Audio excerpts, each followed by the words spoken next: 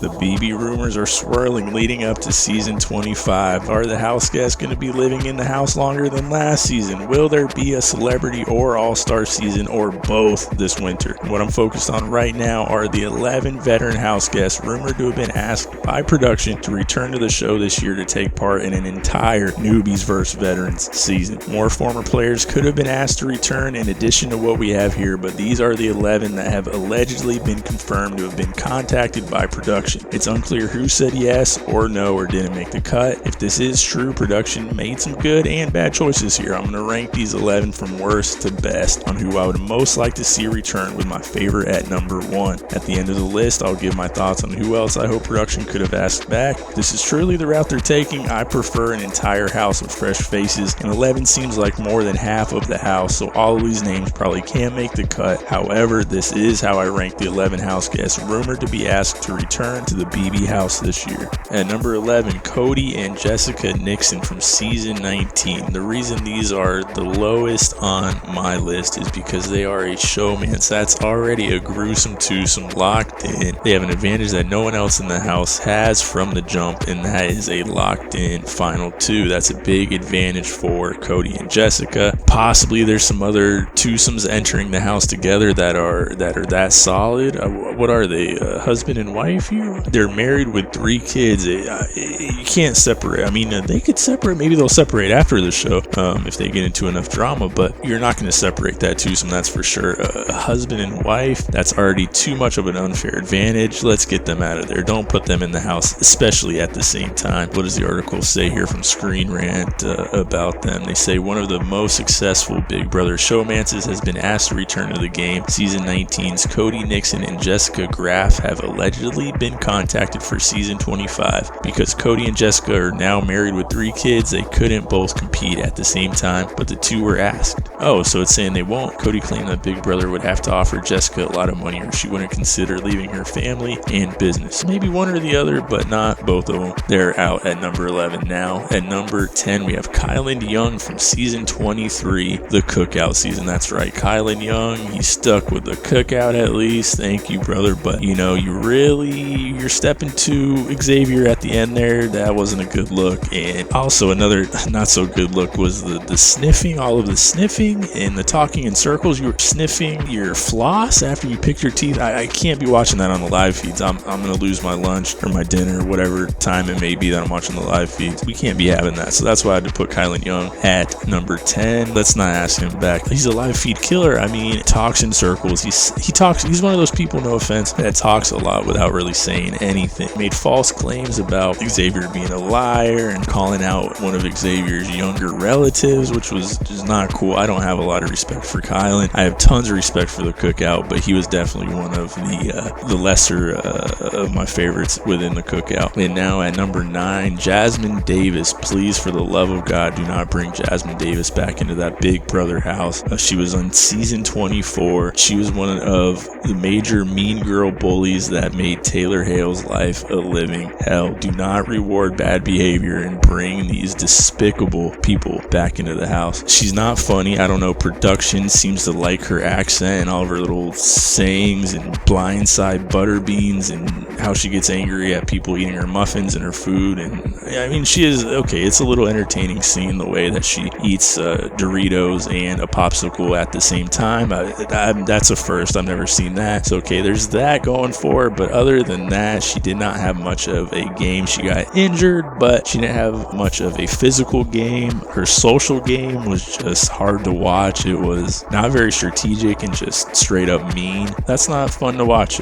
Sorry, Big Brother, it's not. And she's not funny. I don't know if all of her lines in the diary room were written by production, and that's why maybe they have a fondness of her because she'll just say whatever they write for. I don't know what it is, but she does not deserve to be back in the house, in my opinion. Now at number 8, Frenchie French. Okay, Frenchie French. He started out strong, it seemed like, from season 23. Some could say he was the originator of the cookout in a way. I mean, he came in there, he said, I'm not going to put up a person of color, a woman right off the bat, and then he ended up kind of going back on his word and doing it anyway. So he was a mess. He wanted to come in as like a super fan, if you will, a strategic genius who kept notes and all that. But really, we can sit here and talk about the show, but once you get in there. It seems like it's one thing to talk the talk, but can you really walk the walk? And Frenchie got in there, talked the talk, but couldn't walk the walk. I don't think he deserves to be back. That's why he's so low on the list. He played hard, but too hard. That's not good strategy there. It's not fun to watch when he's just really spinning his wheels, creating all kinds of alliances. None of them really hold any weight. It's just a whole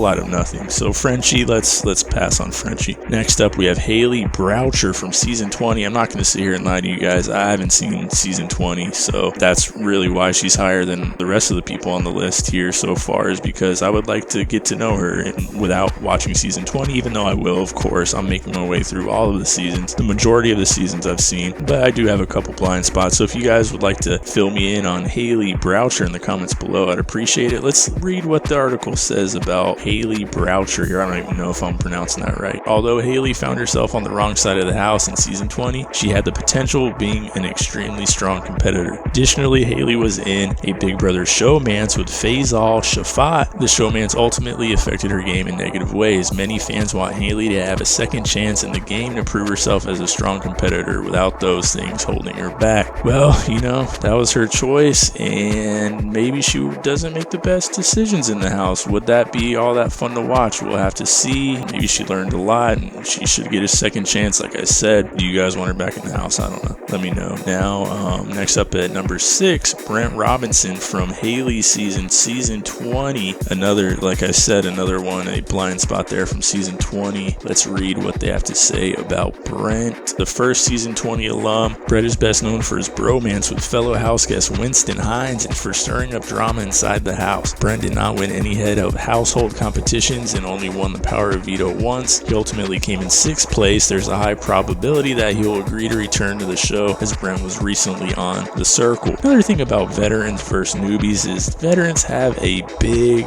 advantage coming into the house versus the rest of the newbies. If the house is split half and half, that gives one side a big advantage. They've been through a good portion of the game already, some more than others, but it takes a while for these newbies to get their training wheels off and really get up and running. Whereas these veterans, man, they've been there, they've done that. They're going to be probably quicker to start strategizing and get a solidified alliance and really know how to play these games and know the mental comps, how to deal with the slop and how to deal with all these little things that come with living in this house. Anyway, that's Brent Robinson. I don't really know what to think about this guy. Let me know about him in the comments below as well. Please fill me in. Okay, now at number 5, Jason Dent from season 19. Season 20. I call myself a super fan, but I haven't seen every season. Do you have to see every season to be a super fan? I don't think so. Despite being aligned with some of the most powerful people in the house, Jason ultimately came in 7th place, but he didn't go down without a fight. Throughout his time in the game, Jason won 2 head of household reigns and 3 power of vetoes. Okay, so alright, he's got some comp wins under his belt. This dude could be a force to be reckoned with his cowboy hat. Could be interesting to watch. I don't really know how